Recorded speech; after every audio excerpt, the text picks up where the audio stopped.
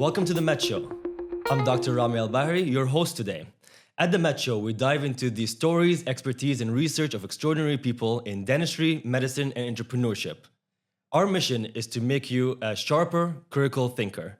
Today, we have two guests, Dr. Haitham Agha, who is a US board-certified prosthodontist and implantologist, and we have Dr. Ahmed AlHilou, who is a UK board-certified prosthodontist and implantologist. So today, we're going to dive into certain topics in dentistry, the dental field in general, prosthodontics, and implant therapy. Thank you two for coming on our show today. Thank you. How are you guys doing? Very good, thanks. It's the first time we're doing three-way. No pun intended. I bet it's so exciting for you. Very exciting. Absolutely. Especially being the host. Yeah. All right, let's start with Dr. Haitham. Dr. Haitham, please tell me a little bit about yourself. So, my name is Haitham Agha. I come from a family of dentists. Okay, my father, my two brothers were all different specialties. I graduated from my dental school from Egypt in 2008. And then I moved to the US in 2011, where I did my pros. I graduated in 2014, got my board certification in prosthodontics same year, 2014. And that's very rare. Yeah. It was a very tough decision to do it same year. And then I worked as a faculty in Missouri University. That was like a little bit less than 2 years. Then I moved to UAE in 2017. Amazing. And you were born and raised in the UAE, right? Yes. Amazing. Yes. Amazing. What are the specialties of your brothers?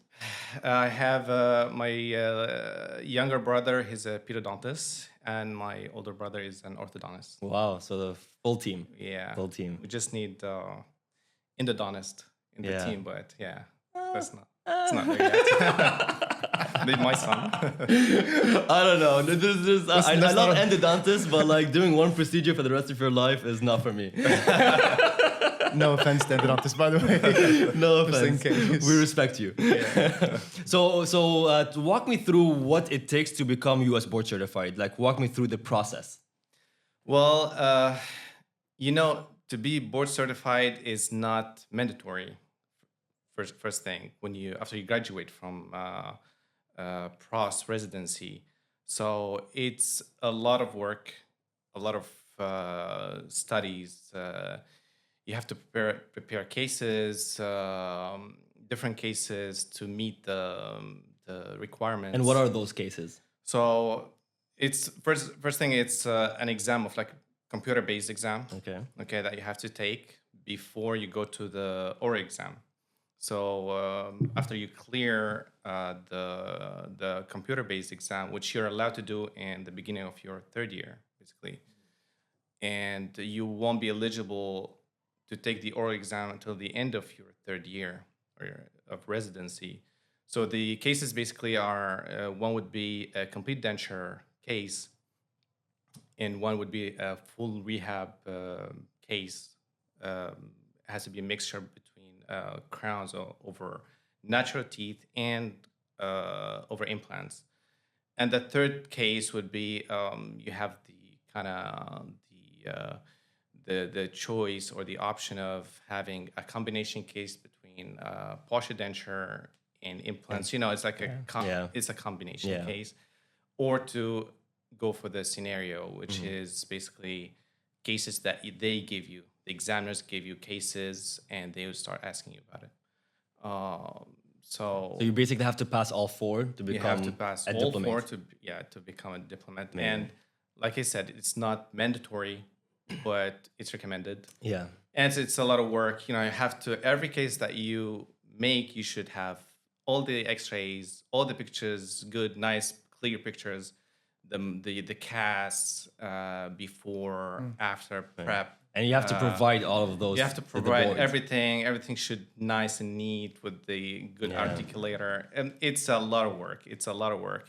And And what makes it very stressful when if something goes wrong, something goes wrong, you have to do Yeah. something all over again. Yeah. It's a lot of work. Yeah. It's a lot of work. Yeah. So you have to pass all 4 parts.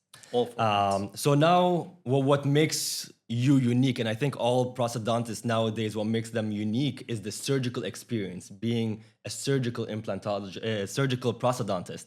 So where did you gain your surgical experience?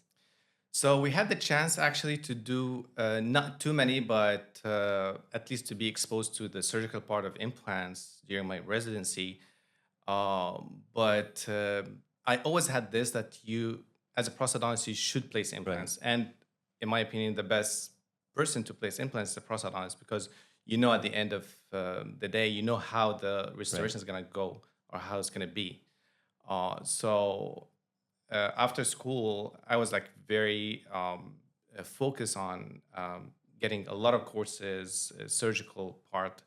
And it wasn't really difficult for me, or it wasn't tough to sort of like make my surgical skills, better. Because It came naturally. Yeah, how the implant restoration is going to be, and you just need to know anatomy.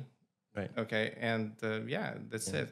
Yeah, So- and I agree. I think like as a prosthodontist, you're just working backwards, right? So you know exactly where the tooth needs to be, and then you just work your way backwards. Yeah. And that's exactly what implantology is, right? Exactly. And sometimes, when things go a little south, for example, you know that how to solve it in the future, because you know that the crown's going to be like in an angles situation with like a screw axis going to be here or there. Right. So yeah. Yeah. Okay, that's amazing and definitely overqualified for this conversation. Let's move on to Dr. Ahmed. Tell me a little bit about yourself. So I was born and bred in Dubai, UAE. And interestingly, I never wanted to be a dentist when I was young. What did you want to be? An airline pilot. Interesting. That makes so much sense. Pretty close. And it was this passion that I've had, and unfortunately, I think it was things like 9/11 that happened during that time, and when I was applying for universities, and the pressure of having family that was very anti. My dad was very anti me becoming a pilot. I had to choose a different profession, obviously, and the second best thing, when I looked into different aspects, was dentistry. And the biggest thing that I liked the most was obviously. This is not an interview when it comes to like trying to get into dental school, but I think, why did you become a dentist? I'm like, no.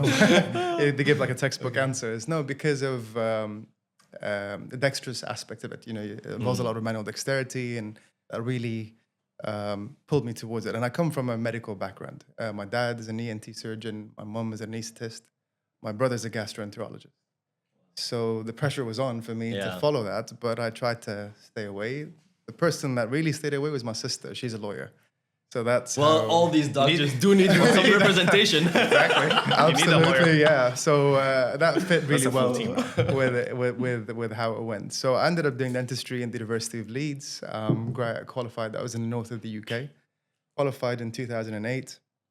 And then following that in the UK, you do this foundation training. We do a work year in practice, and then you could work a year in hospital. And I did a year as a Max Fax house officer in Leeds as well. And then when I was done, I was still very thirsty for more knowledge and eager to learn more. And I wasn't sure what to do next. But my passion has always been towards prosthodontics. And in the UK, the training system is very different to the US, where you can go and pay places like London, called the monospec. Training programs where you could go and get 3 years endo, 3 years pedo, 3 years pros or perio, and then you become certified and you're done.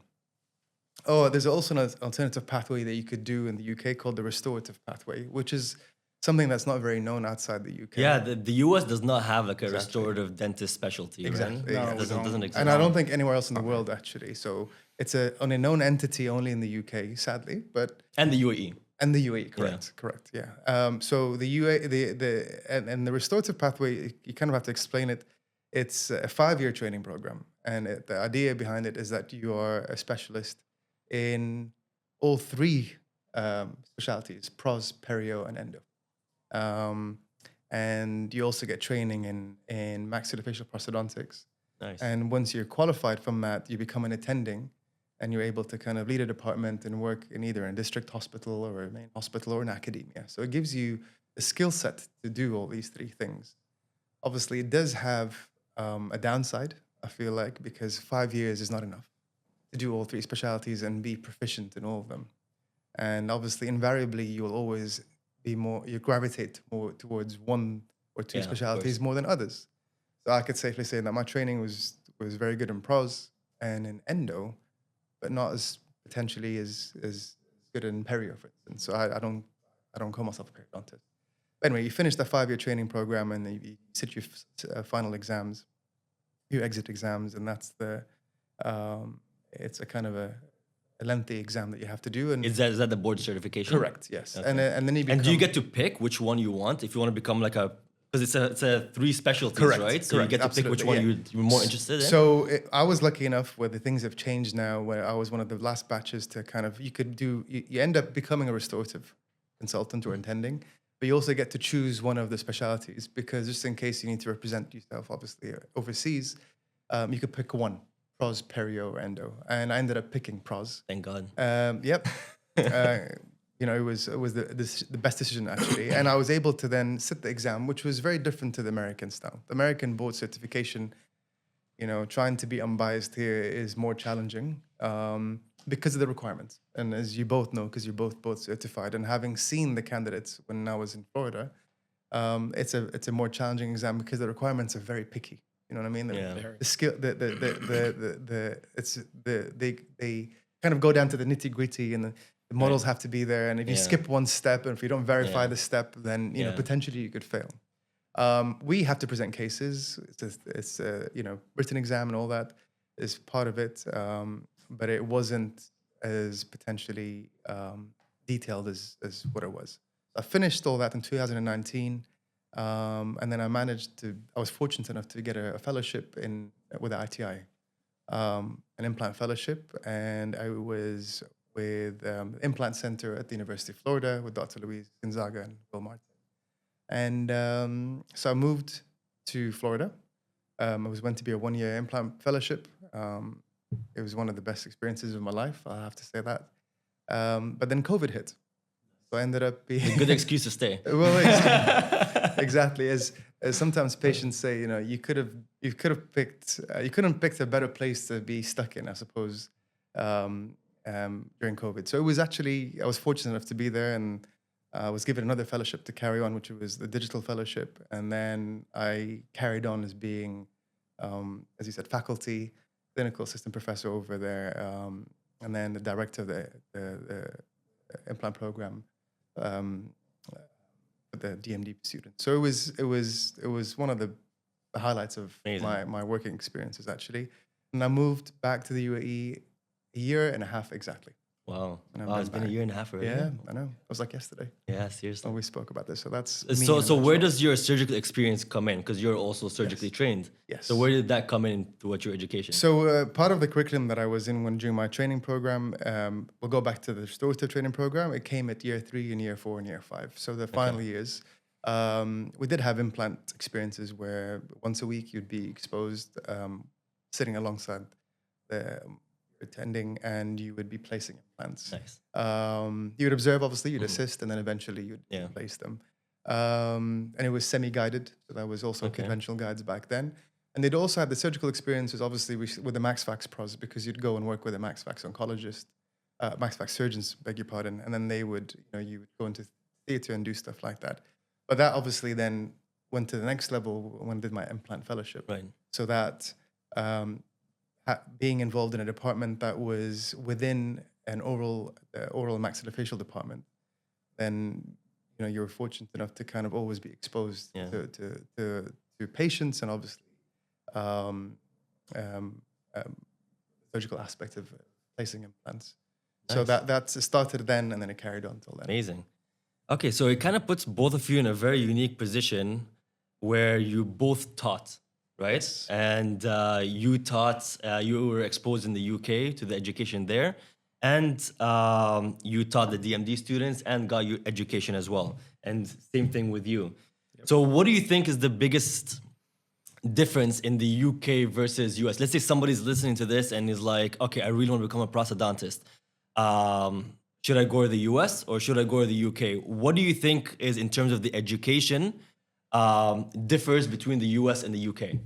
Let's start with Dr. Ahmed. I think the fundamental difference between the two is how they're both equally competitive. I think in this day and age, it's safe to say that it's competitive for both.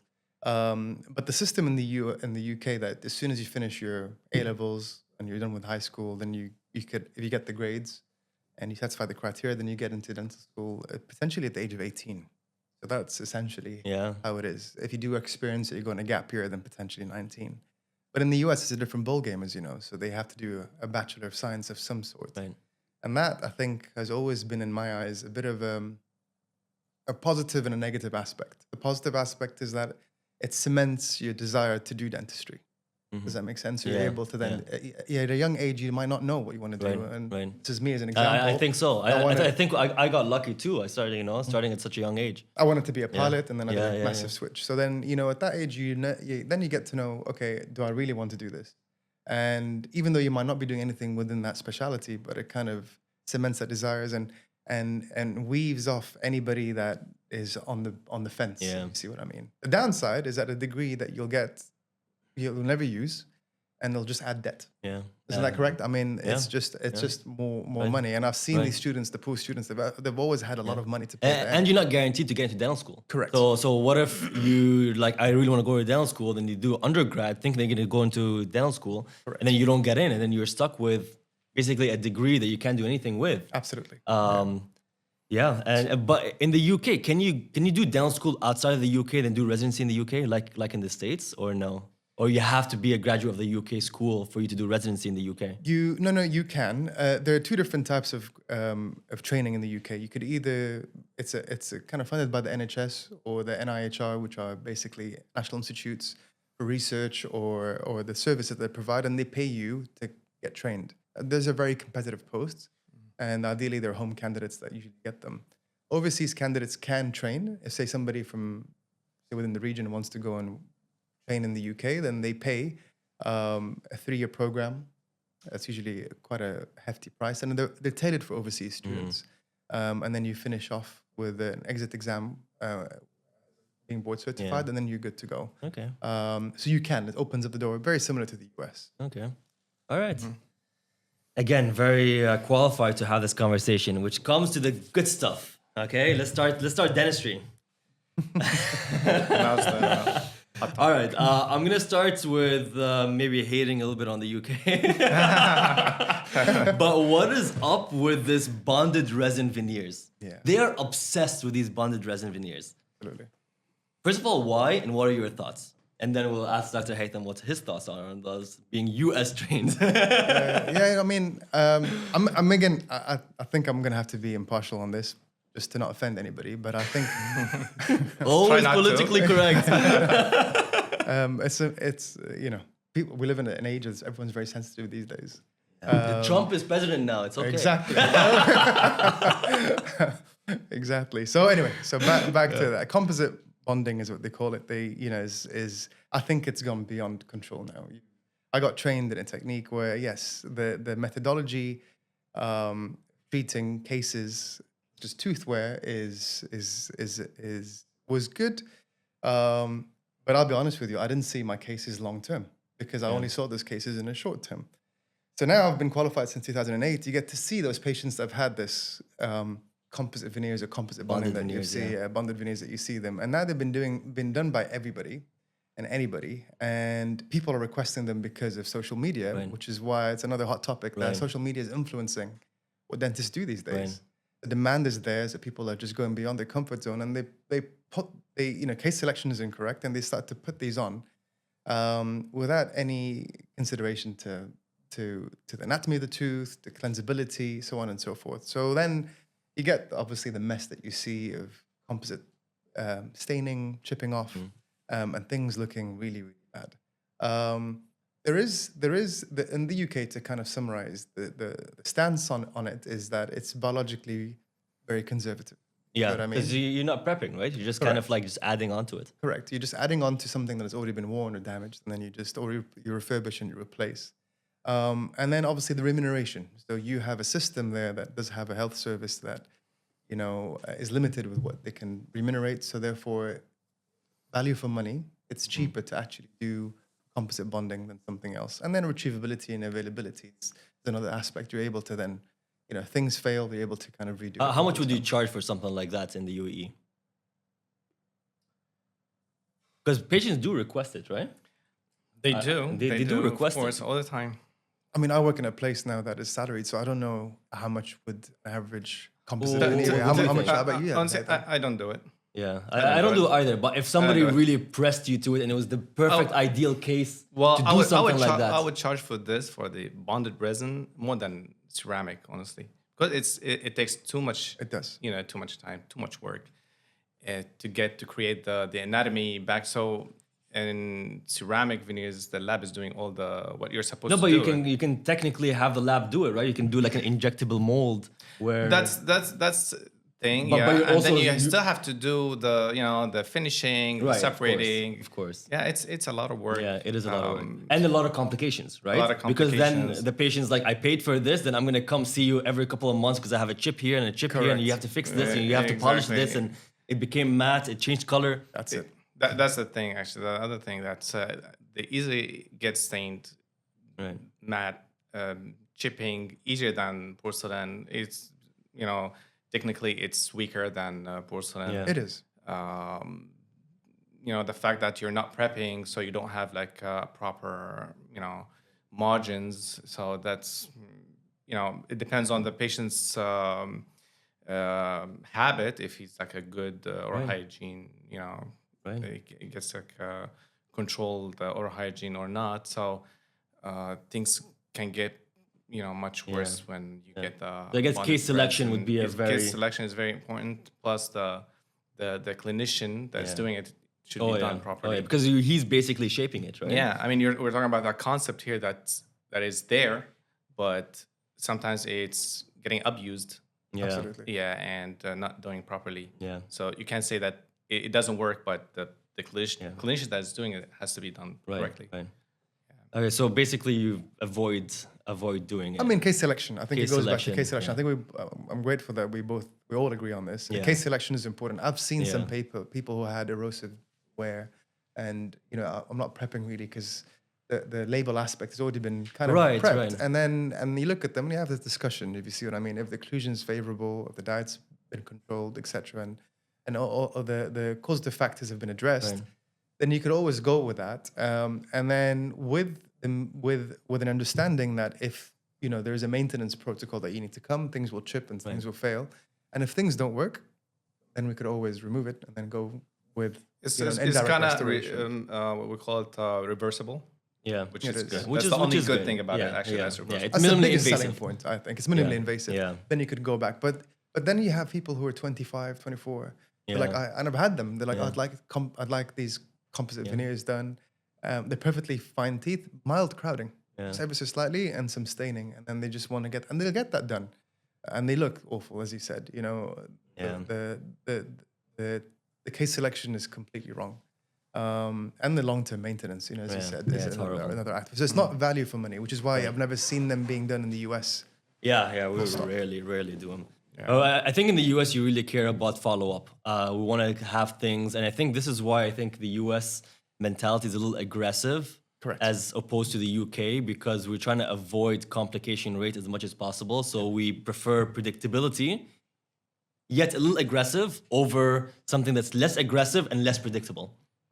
And I think that's the biggest difference between the UK and the US when it comes to the mode of treatment planning. I think US is a little bit more aggressive, but more predictable and less complication rate because we really don't want the headache.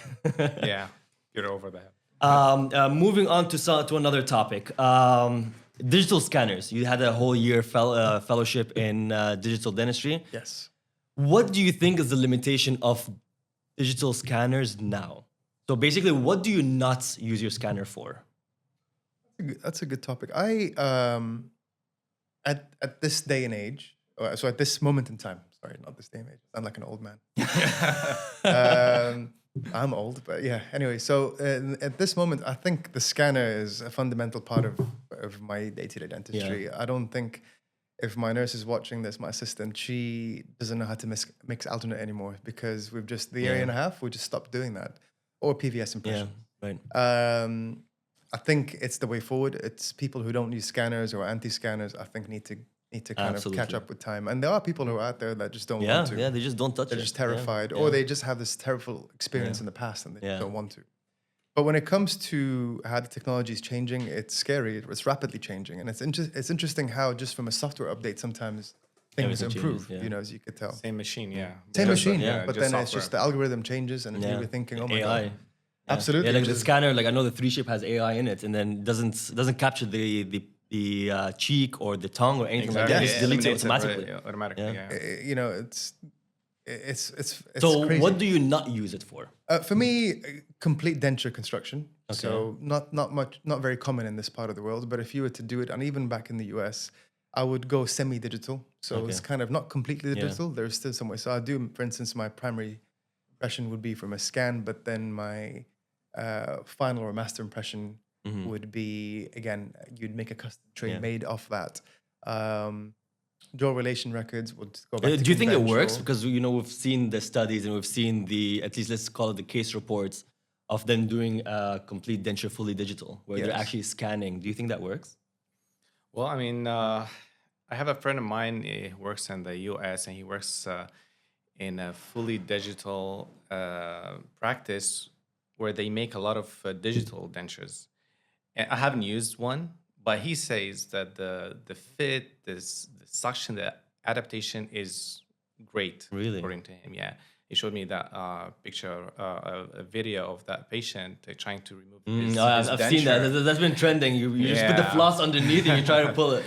So, but I mean, here in the UAE, we don't do many partial or dentures, or complete dentures, or as a final treatment, partial, at least. As a final treatment. But going back to the question, what case that I wouldn't use digital for, the complete over what about full arch especially, implants? we're talking about, this is what I'm talking about actually. A complete over implants, I wouldn't do it, and I don't think we're there yet. If you see in the literature, most of it is trying to get to that point where they get a good fit of fixed prosthesis over like 4 or 6 implants, and the struggle of having this passive fit I think is still there. We're not there yet with the passive full prosthesis over implants. What are your thoughts about those scan bodies that kind of go horizontal, like the Shining 3D? There's a Chinese company called Shining 3D where the scan bodies go horizontal so that there's little space between the well, I mean, implants. I've seen this.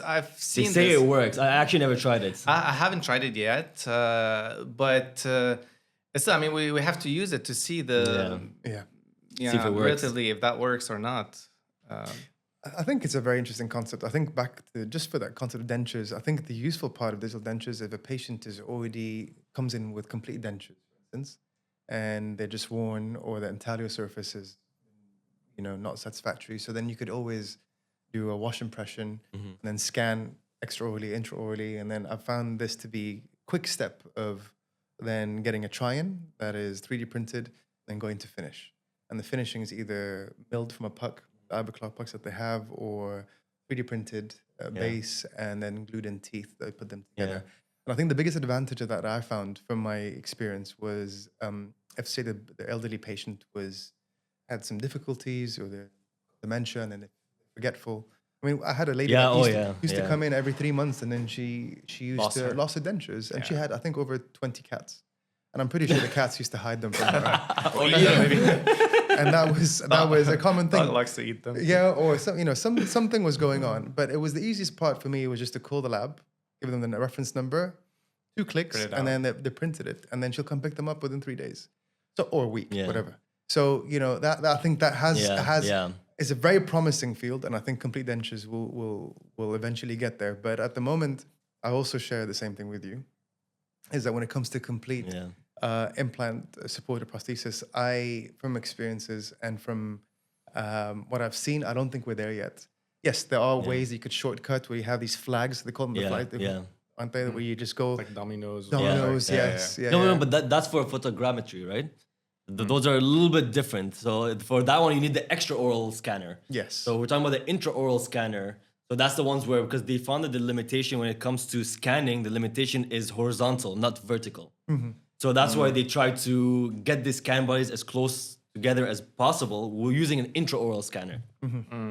And that's what Shining tried to do. I definitely want to try it because I did see it in CAP actually. When last time we were there, I did see it there, but didn't have it. So I was like, okay, let's.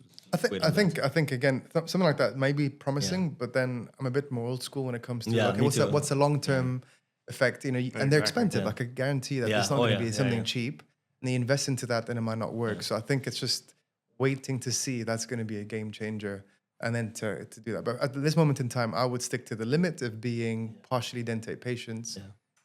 Being rehabilitated with implants, for instance. I agree. Yeah, I mean, going to like it's from dentist to another. I don't know, like to what point you would accept a resistance in your screw when you're screwing it in. So if for me, if the screw has little resistance, I don't deliver. Yeah, same. Somebody else would accept that. And that would give or make stress on the implant, the abutment, the zirconia, on the screw, everything. But for some people, that would be acceptable. To me, it's not. So, I mean, with digital, it's I don't think we're there yet with the full arch. I think once you and I had this interaction with a dentist that we were talking about full arches, and he mentioned that. It's impossible to get a passive fit on a full arch. I don't know if you remember this, but it was impossible. So he does all his full arches cement retained. Excellent. And we went crazy. Thanks. That blew up. Yeah. Quite badly. That didn't work.